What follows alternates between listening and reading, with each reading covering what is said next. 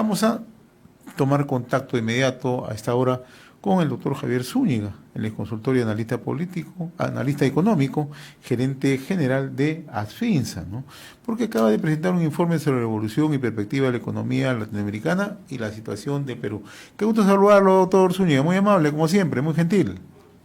¿Cómo estás, José? Muchas gracias por la invitación y siempre a tu disposición.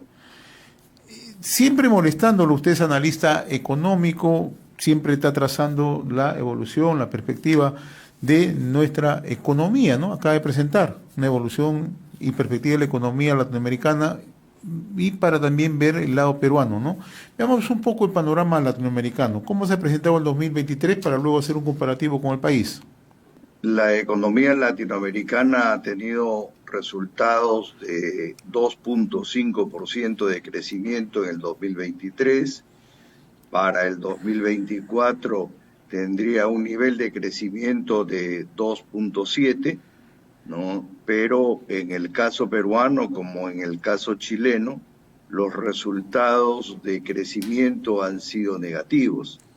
Todos los demás países, hablo de Colombia, México, Brasil, Ecuador, Bolivia, han tenido resultados positivos, salvo el caso de estos dos países que sus resultados han sido negativos. Evidentemente, por rebote estadístico, ¿no? Y por correcciones, ¿no?, de los propios ministros de Economía de Chile y Perú, se tiene la esperanza que ambos países pudieran tener un resultado mejor, positivo para el presente año. En el caso peruano, se tiene la esperanza de alcanzar un nivel de alrededor de un 3% de crecimiento. Respecto a la inflación, ¿cómo estamos comparado a otros países de la región, doctor Zúñiga?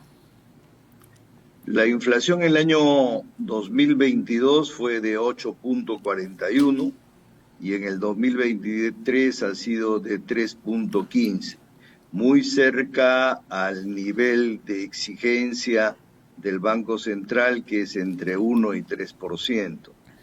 Se ha reducido la inflación tremendamente, ¿no? Somos uno de los países de América Latina, ¿no?, en donde el proceso inflacionario es uno de los más bajos. El tema de la inflación lo maneja el Banco Central de Reserva, ¿no?, que hace una gran labor en relación a la corrección de la inflación. Y lógicamente, de corregida la inflación a niveles de alrededor del 3%, empezará a reducirse la tasa de referencia, que ya está en 6.25 y llegó a estar en 7.75. Yo creo que este año alcanzará hasta niveles de alrededor del 4%.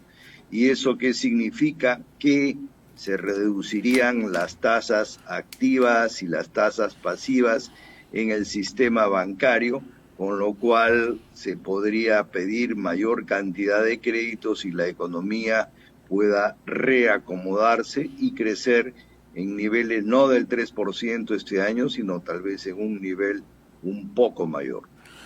Ahora, el estudio que usted presenta también nos trae un dato relevante, ¿no? El riesgo país, ¿no? En el Perú, ¿cómo estamos en esta situación de riesgo país, en las circunstancias que se presentan, ¿no? Inestabilidad política, poca definición en el panorama económico, el tema de la inseguridad ciudadana? ¿Cuánto juega esto en riesgo país? Quiero hacer un poco de historia. Antes de la aparición del señor Castillo, el Perú siempre era el país que tenía menor riesgo. Querría decir menor riesgo, después venía Chile y después venía Paraguay. Aparece este señor, no se hace absolutamente nada en el tema económico y las clasificadoras de riesgo nos empiezan a reducir la clasificación. Y hablo de Standard & Poor's, Moody's y Fitch, que son las tres clasificadoras de riesgo. El riesgo país es un análisis diferente. Lo hace el JP Morgan todos los días y compara los papeles de deuda de corto plazo y largo plazo del Perú con respecto a los bonos de los Estados Unidos de Norteamérica y determina un nivel de ponderación. En este momento, el país de más baja ponderación es Paraguay, seguido de Chile y luego viene Perú. Es decir, que en el tiempo, ¿no?, desde el periodo del presidente Castillo hemos perdido 3 posiciones y 3 posiciones no es fácil de recuperarlas. No, probablemente si se siguiera en el buen camino económico podríamos hablar en el 2026, 2027 de llegar a ser de nuevo el país de menor riesgo, país en América Latina. En esta circunstancia, doctor Zúñiga, ¿no? ¿Cómo se presenta la economía, no para el 2024, sino mirando en perspectiva 2025, 2026? Y si el Ministerio de Economía y Finanzas está tomando las medidas adecuadas, ¿cómo analiza usted esta situación? Mira, José, yo siempre voy a tratar de ver la economía desde un punto de vista positivo. En mí vas a encontrar un economista que busca, ¿no?, que la economía camine, no en circunstancias positivas. Este es un país que puede crecer fácilmente entre 4 y 6% todos los años. Pero para ello no tiene que haber una estabilidad política, ¿no? Y estabilidad política hablo de que tanto el Ejecutivo como el Legislativo en el tema económico caminen de la mano y piensen lo mismo, cosa que no sucede. Yo creo que el Ministerio de Economía y Finanzas tiene que fijar una estrategia de flexibilización para el ingreso de las inversiones extranjeras directas y también para la inversión local. Tiene que hacerse un plan de estabilización económica para la inversión, ¿no?, al 2030.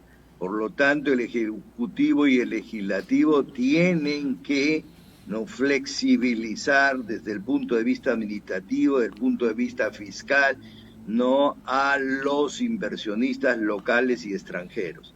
El nivel de crecimiento de la inversión ha sido cero desde la aparición del presidente Castillo y ha continuado, ¿no?, en niveles de crecimiento muy reducidos. La inversión es fundamental. Tenemos cualquier cantidad de recursos naturales, como decía Raimondi, estamos sentados encima de un monte de oro que no están siendo explotados y probablemente no se puedan explotar. Hay un grupo de proyectos de hasta 58,000 millones de dólares que se pueden hacer perfectamente, pero para eso hay que hacer un plan, ¿no?, de estabilización para la inversión de extranjera directa y la inversión también local.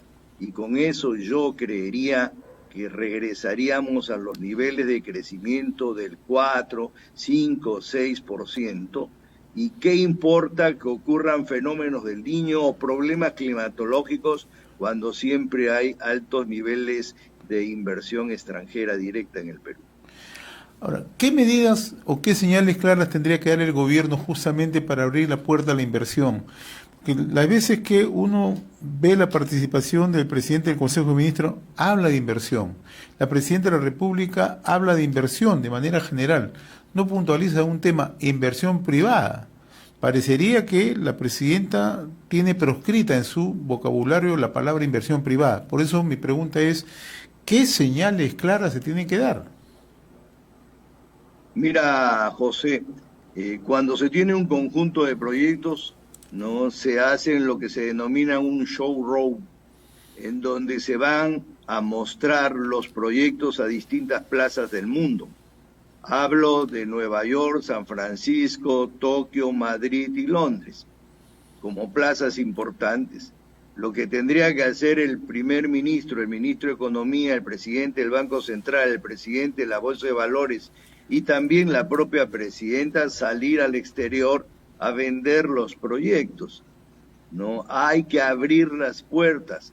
No va a ocurrir lo mismo que ocurrió con el cacao y con el guano, que cuando querramos explotarlo ya algún no ser humano ha creado productos sustitutos. El cobre ahora es una necesidad mundial por el asunto de los automóviles eléctricos, ¿no? Y nosotros nos seguimos impidiendo de que grandes inversionistas vengan al país a explotar los recursos naturales.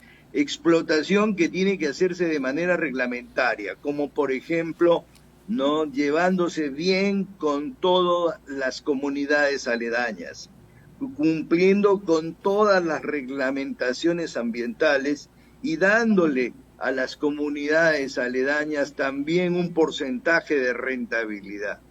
Y de esa manera puede explotarse todos los recursos naturales que Dios nos dio, pero para eso hay que salir a venderlos. Ahora, el caso de Petroperú, ¿cómo nos afecta como imagen? El gobierno acaba de nombrar una nueva composición de la Junta de Accionistas de Petroperú, pero las dudas persisten si el gobierno va a insistir, ya no con inyección de dinero directo, pero sí, a lo mejor con garantías a Petroperú. ¿Cómo mira esto el inversionista y cómo de una u otra manera puede afectarnos esto en la economía? Mira, José, ante esa pregunta hasta el cansancio he contestado que no se debe de dar apoyo a Petroperú. Yo recuerdo que la refinería cuando empezó iba a costar $1.200 millones y creo que va a terminar o estará terminando, terminará en alrededor de 6.500 millones de dólares. Refinería, ¿no?, que va a desarrollar productos de combustible que están en una situación de desaparición. Países como Noruega y Dinamarca, a partir del próximo año, todos los vehículos van a ser eléctricos. Por lo tanto, no sé para qué tener una refinería.